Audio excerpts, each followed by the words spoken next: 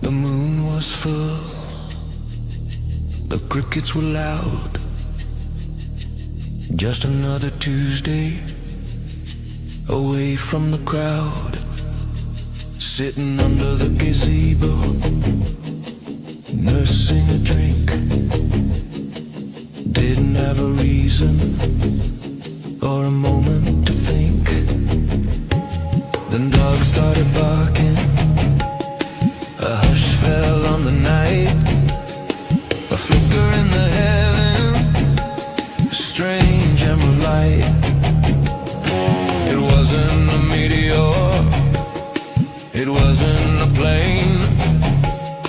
It dropped without a whisper through the soft falling rain.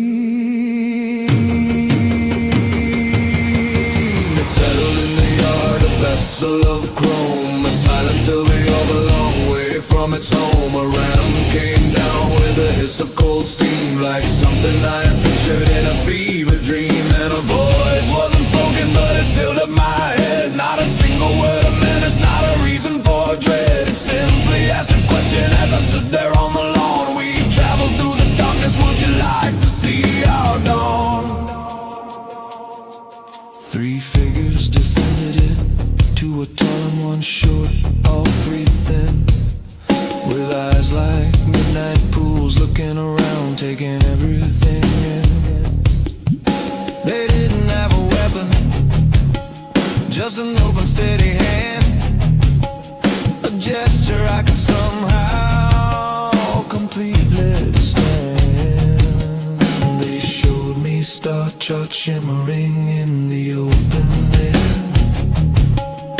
with galaxies and nebulas beyond all compare. They pointed to a system, a tiny distant spark, a world of twin sun beauty, a haven in the dark.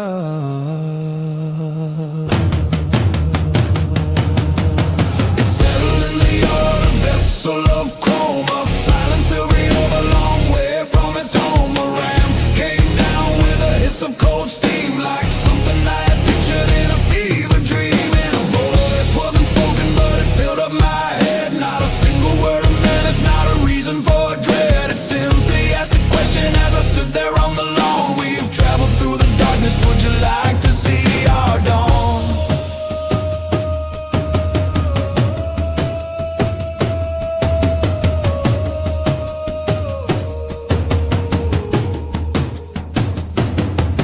What's left for me here?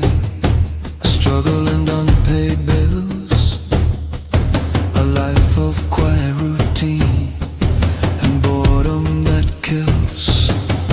There's a universe calling, a truth to embrace, a chance to leave the orbit of this time and this place.